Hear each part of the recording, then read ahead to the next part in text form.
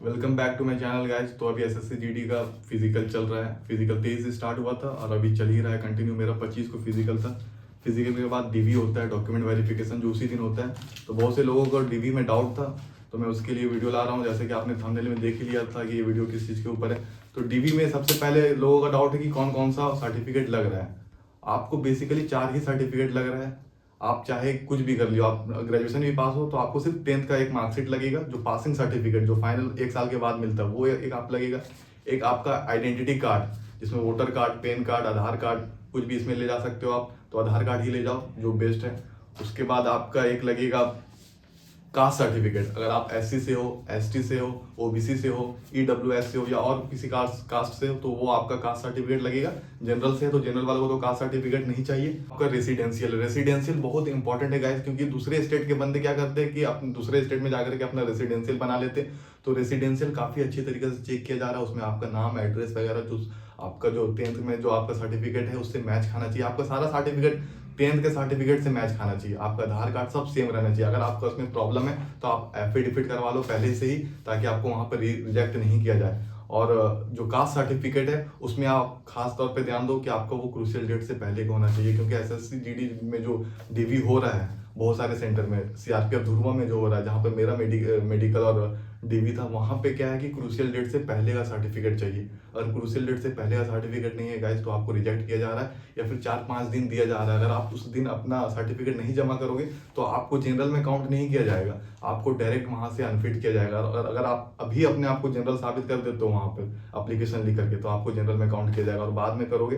तो आपको ईडब्ल्यूएस से जनरल में काउंट नहीं किया जाएगा, डायरेक्ट रिजेक्ट किया जाएगा। तो आप इस पर ध्यान दो। और अगर आपका क्रूशियल डेट के बाद का आपका ईडब्ल्यूएस है तो आप वहां पर ऐसा बोला जा रहा है कि आप उसके ऊपर पैड के ऊपर लिखवा लो कि मैं 2023-24 फाइनेंशियल ईयर जो है 31 दिसंबर से पहले भी उस कैटेगरी में आता था। वो आपका सीओ या एसडीओ है, साइन करके उसमें अपना स्टाम्प लगा देगा, जो कि यहाँ पर वैलिड है वो चीज़। तो आप इस चीज पर अपना ध्यान दो। अगर आपका क्रूशियल डेट के बाद का है तो आप ये चीज करवा लो अपना पहले से ही। और जो 10th की सर्टिफिकेट है उसमें आपका मार्कशीट वगैरह नहीं लग रहा है। 1 साल के बाद जो पासिंग सर्टिफिकेट मिलता है वो लग रहा है वही वैलिड है, और उसमें आपका नाम वगैरह भी बहुत अच्छी डिटेल में चेक किया जा रहा है। तो अपना नाम वगैरह अगर उसमें गलती है तो एफिडेविट करवा लो। और रेसिडेंशियल आपका जो है, बहुत से लोगों का डाउट है कि एसडीओ का होना चाहिए कि सीओ का होना चाहिए। इस चीज पर कोई भी वीडियो नहीं बनाया। तो गाइस, सीओ भी तहसीलदार लेवल में आता है। नोटिफिकेशन आपने पढ़ा होगा कि मिनिमम तहसीलदार लेवल, तो आपका सीओ का भी है तो वो चल जाएगा। लेकिन उसमें आपका क्या है कि क्रूशियल डेट से पहले का होना चाहिए। और आपका जो रेसिडेंशियल है वो भी सीओ लेवल का चल जा रहा है, तो आपको इस चीज में टेंशन नहीं लेना है। आपका सीओ का भी है तो आप उसको लेकर के जा सकते हो, लेकिन उसमें आपका नाम वगैरह सब सही रहना चाहिए। मैंने ईडब्ल्यूएस से अपना एसएससी जीडी का जो फॉर्म है वो फिलअप किया था।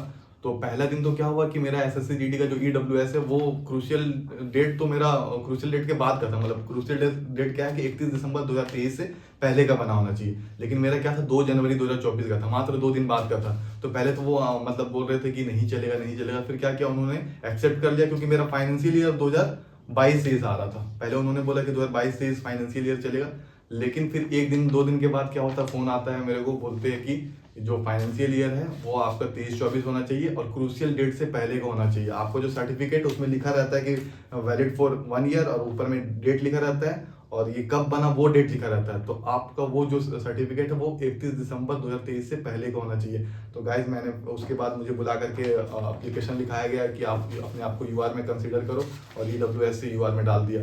मेरा तो नंबर 142 था, तो मेरे को दिक्कत नहीं है कि कट ऑफ वगैरह में मैं रह जाऊँगा, मेरिट वगैरह में। लेकिन जिस बंदों का नंबर कम था वो गाइस बहुत प्रॉब्लम में आ गए हैं। काफ़ी उन्होंने डिमोटिवेट हो गए, वहाँ पर काफ़ी रिक्वेस्ट किया। तो जिन बंदों को इसमें रिजेक्ट किया गया गाइस उसको काफ़ी दिक्कत हुआ, और उन लोगों ने टाइम भी लिया है। टाइम शायद बहुत सारे बंदों को मिला है, बहुत से बंदे को नहीं मिला है। और मुझे तो डायरेक्ट ईडब्ल्यूएस से यूआर में डाल दिया गाइस। काफ़ी दुख हुआ, लेकिन फिर अपना नंबर देखा तो मेरा नंबर ठीक ठाक था कि मुझे सीआईएसएफ मिल जाएगा, क्योंकि प्रीवियस ईयर का जो कट ऑफ है झारखंड का थोड़ा कम जाता है, तो सीआईएसएफ मेरे को चांस है कि मिल जाएगा। लेकिन जिसका कम है उसको तो प्रॉब्लम है।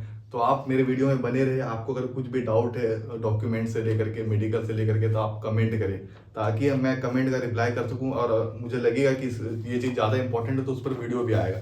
तो आप कमेंट करें अपना अपना जो भी आपको लग रहा है, क्वेरी है, कुछ भी प्रॉब्लम आ रहा है आपका डॉक्यूमेंट में, तो आप कमेंट करो ताकि मैं उसका रिप्लाई दूं। और मैं फाइनली गाइस बता रहा हूं कि हर एक कमेंट का मैं रिप्लाई दे रहा हूँ अभी, अब हर एक कमेंट पढ़ रहा हूँ डिटेल में, ताकि मेरे साथ जो बीता है, क्योंकि मुझे पता नहीं था कि मेरे को सबसे पहला चीज़ तो ये दिक्कत हुआ कि सीईओ लेवल का चलेगा कि नहीं।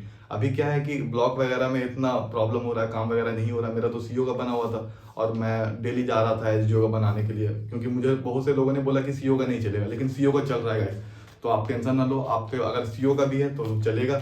और वीडियो में आप बने रहो, आप को जो भी प्रॉब्लम है आप उसमें कमेंट करो ताकि उसके ऊपर भी प्रॉपर वीडियो आ सके।